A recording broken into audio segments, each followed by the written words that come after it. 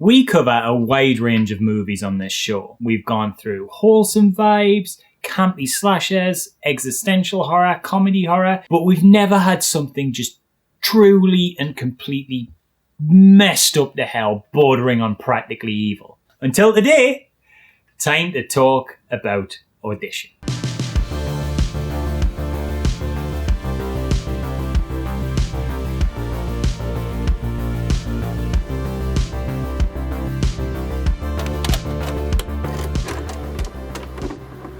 I don't think it's hyperbolic to suggest that Takashi Miike is one of the most interesting filmmakers in the entire world. To say he's prolific would be an understatement. The man has a filmography that would collectively rival the size of around 10 of his peers and spans all kinds of genres. He's made kids movies, bizarro musicals, anime adaptations, video game adaptations, and even stage plays. Of all the directors working today, his back catalogue is one of the most interesting to dig through, because it becomes this absolute treasure trove of tonal whiplash, where 1 minute you're watching a beautiful and dramatic samurai drama, and then the next thing you know, you're sitting through a magical girl tokusatsu TV show. But Miike's bread and butter, the stuff he's most well known for, and the things he frequently comes back to, is his transgressive, controversial, and envelope-pushing wide gamut of movies that feature extreme violence and depraved subject matter. The man is an agitator in cinema, constantly testing the boundaries of censorship, with his films frequently requiring severe cuts to allow for international releases,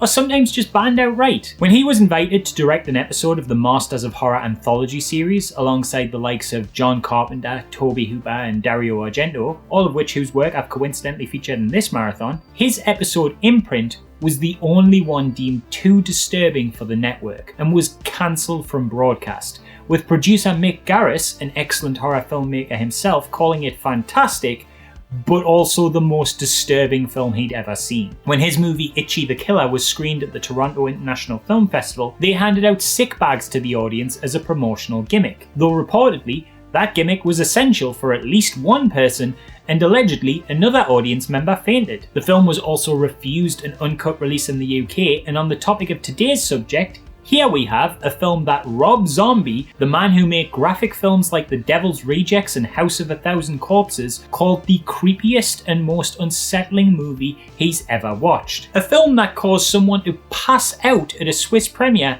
and require medical attention. A movie that, if IMDb trivia is to be believed, during its Rotterdam Film Festival showing had a record number of walkouts, and apparently at one point a woman walked past the stage and told Miike, "You are sick," as she passed, much to his personal amusement. So you know, that's how you can be certain you're in for something special. The thing with Miike though is he's not a one-trick pony cinematic shock jock, though he definitely has a taste for excessive, graphic and detailed gore that sometimes even borders on cruelty. He never includes these elements as a crutch to fall on for when his skills lack, like a lot of D-grade torture porn stuff these days tends to do. Miike is a truly fantastic filmmaker who doesn't need to use extreme violence to hold your attention. He chooses to because when he does, it's interesting.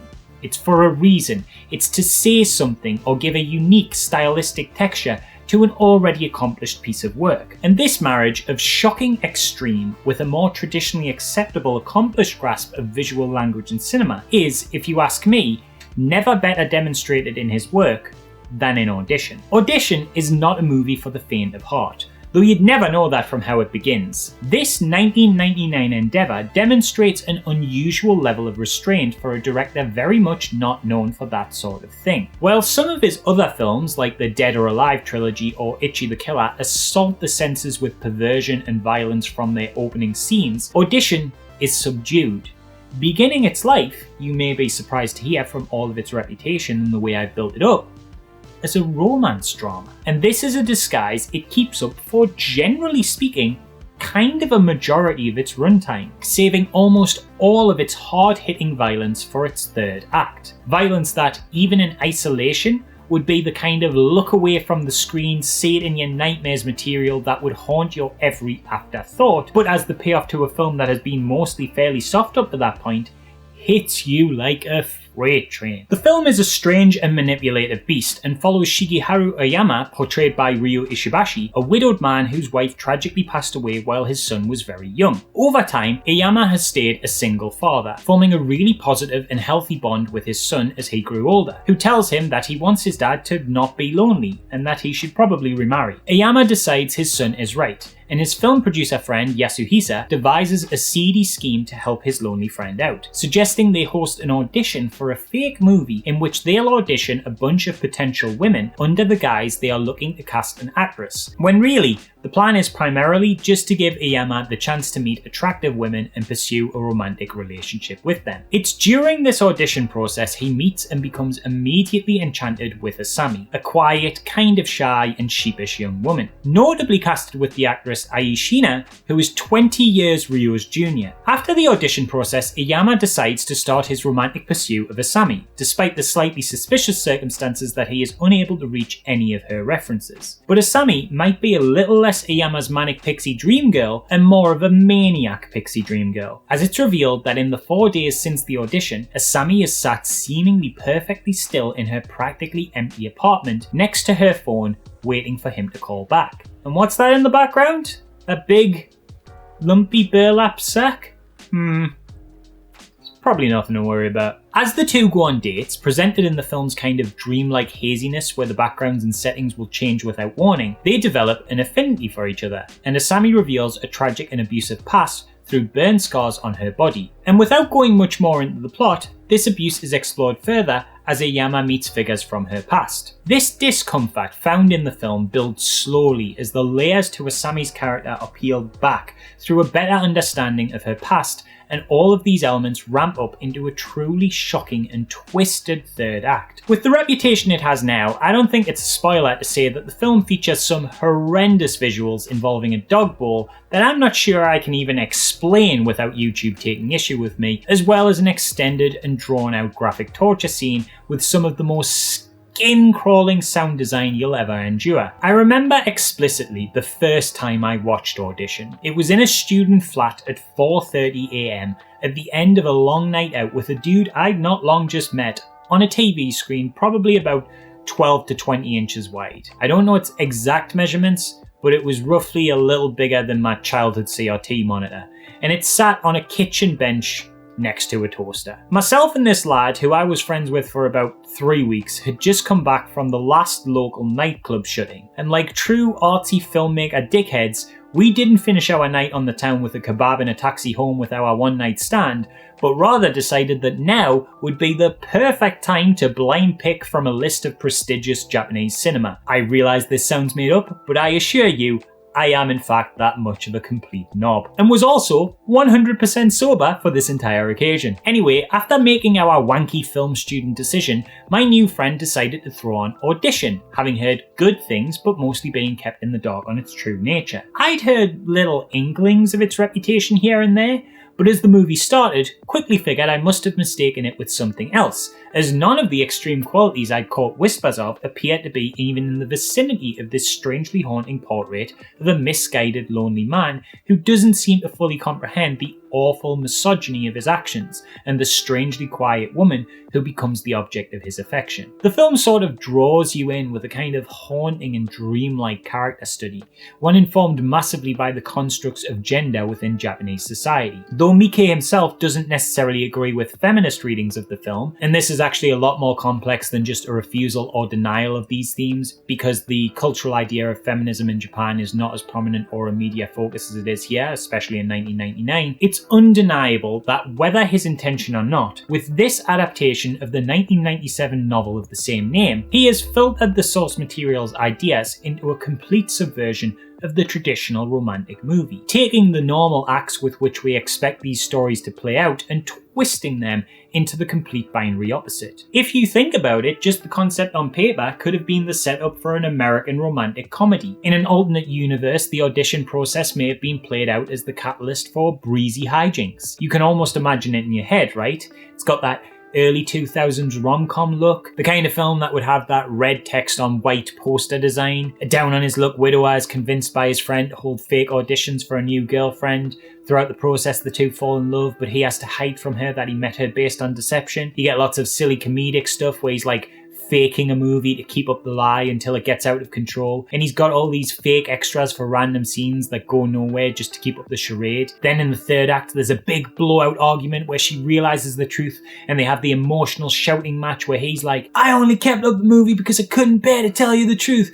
I couldn't bear to lose you. Alright, Fine, okay? I'm sorry you don't get to be a star. I'm sorry there's no movie, but I thought what we had was bigger than that." And she's all like, "It was never about the movie for me. I came for an audition and you took my heart. I wanted you more than I ever wanted a role in some movie. I'm an actress. I'm used to rejection. There'll be other auditions, but for once in my life I thought I met someone I could trust. I guess I was wrong." You hear it, right? You can see it. The audition catalyst is the kind of narrative device that in romantic movies of the period would be played off like the mischievous actions of a charming lovesick scamp. I don't see how it's any different to say the bet made at the start of something like 10 Things I Hate About You, or the pickup artistry playfulness of hiring a dating coach to help you seduce a woman like in Hitch. The fact that this story picks up that setup and the film plays it straight for so long only to subvert those standards and bring it into a dark horror realm is such an interesting way to handle this material that gives the film a lot to say about gender roles in society and the different dynamics between the societal positions of men and women. The film has in fact only become more relevant as a horror movie, especially in a Weinstein scandal world where suddenly the act of casting your romantic pursuits could never be played off as so affable. The movie constantly engages with the complicated dynamic of the relationship between Iyama and Asami, as well as Iyama and women in general. What's really interesting is that throughout the film, Iyama is not depicted as a bad man. He isn't stereotypically seedy and gross. He's shown to have a loving and healthy relationship with his son. He's reluctant to carry out the audition process in the first place, but he still does. It's an incredibly scummy act, and throughout the film he often wrestles with the guilt of knowing what he did is wrong, haunted by the image of his past wife. But still, he pursues the action further. You get the impression he sees himself as Asami's saviour, that he can justify his actions to himself because he truly believes what he is doing is in pursuit of love, convincing himself that there's a genuine appreciation of her emotional depth, which draws him to her, despite the fact that he is immediately drawn to her on appearance alone before he knows a single thing about her. The film goes out of its way to paint Iyama as a man of goodwill, yet the other women in his life are resources, ignored cleaners and secretaries, and now, a man supposedly completely torn by the loss of his wife, even all these years on, seeks to replace her with a newer, younger model through an audition process in which he can stipulate the arbitrary conditions he'd like her to meet to satisfy his tastes. Interesting again that she's 20 years younger when he himself set the criteria of those who could apply. Why then does the film present Iyama as so likeable? Well, because by the standards of the society he resides in, he is the picture portrait of a good man. He seems to be successful and well connected, a good father to his son, liked among his friends. What else matters? Women, from his wife to Asami, exist as decorations within his life. But by the metric of the society he lives in, seeing women as either ignorable decorations in his peripheral to objects of his desire is a far superior moral positioning to the many that see them as objects and targets of abuse, as we see the men of Asami's past perceived her. As Asami's abusive past is revealed, she is shown to be a woman who has forever been a victim of the cruel desires of men in her life. With this audition, that pattern is essentially repeated, though this time with a good man. A good man immediately drawn to her meekness, her apparent submissiveness. It's like her traumatic past is only an element to increase her appeal to him, something that can let him feel like a hero, the one good person who can come and rescue this fragile little lady and be the good man in her life. Of course, the subversion and horror for Iyama comes from the fact that Asami does not neatly fit into this box. She is not a meek little submissive mouse to be swept off of her feet, but rather a dangerous and violent woman with a past full of bodies of those who have wronged her. It's as if her past abuses seemingly forever mentally linked for her the concept of pain and love in a way that the two feel like they are inseparable companions, something that manifests itself in the violent ways in which she punishes those who would betray her love in any capacity with an unhealthy, possessive jealousy. This culminates in the infamous final scenes in which the objectifier becomes the object. Physically paralysed, vulnerable, and exposed and made the plaything, submissive to the wicked whims and desires of a woman with all the power, in a reversal of the initial setup where she obeyed his commands, sitting only when asked, speaking only when spoken to. Suddenly his body is her body to do with as she pleases. And it just so happens that what she pleases isn't very fun. By modern day standards, in a world where we have multiple Saw sequels and the Hostel franchise, the gore of Audition's final act, though unbelievably shocking for 1999, is kinda tame by comparison. Yet I assure you, I would rather watch 1,000 Saw traps before having to sit through Audition's most disgusting moments, because they are executed with such meticulous craft that even their lesser violence is far more impactful than the bloodiest attack with a sharp, rusty object. Though it shows enough to be truly graphic, a lot of the actual violence happens just off frame, leaving only the disturbed screaming, incredibly twisted sound design, and Asami's calm commentary to leave the most vivid picture to your imagination. It's surprisingly a far more squirm-inducing approach to the intricate body-twisting blood and guts of the cinematic movements of extreme violence that followed it. This is, as well, just one interpretation of the film's events. The movie is specifically edited in a way that gives the whole film this ethereal, dreamlike quality, where it's impossible to tell what is the reality of the film. Aoyama will often awaken from nightmares of the movie's most graphic content, suggesting that perhaps these twisted fantasies are some kind of manifestation of guilt. Guilt he feels for the replacement of his wife, for the objectification of the women in his world, a fear of a world in which men are treated as objects in the same way he treats women, just in an hyper-exaggerated, violent manner. It's hard to say what's real and what isn't, as he often dreams of elements of Asami's past which he could not have knowledge of. And although he awakens from certain scenes of cruelty, the final act seems to similarly offer some such respite, before suggesting it instead to be the desperate safety net of a traumatized and drug-addled brain, as he is launched back into the suffering and misery that only concludes when the credits roll. Whatever the true meaning of the film may be, if you can even say there's a true meaning to art at all, and regardless of intent, it's clear that Miike crafted a haunting, dreamlike adaptation that taps into a culture and world ruled by societal gender roles, where women are often victims of a culture that sees them not as people, but as things, and one that demonstrates the horror of those notions by twisting it back onto the men of its world. It's a finely crafted, cinematically enticing, and incredibly difficult watch. One that needs just all of the content warnings, let me be clear, like just all of them. But if you think you can stomach it and its sickening payoff, which again, unfortunately has some of the best sound design in the world, then it is one of the richest, most rewarding, and profound slow burn horror movies you could possibly watch. And with that, we have wrapped up yet another episode of this celebration of horror. So once again, before we go, let me just remind you all of this month's big announcements. Did you know that this month's videos are in support of Trans Lifeline? 100% of ad revenue, donations at the donation button on my videos, and my Patreon income for this month will be going to the charity, as well as all of the profits from the Drambles shirt.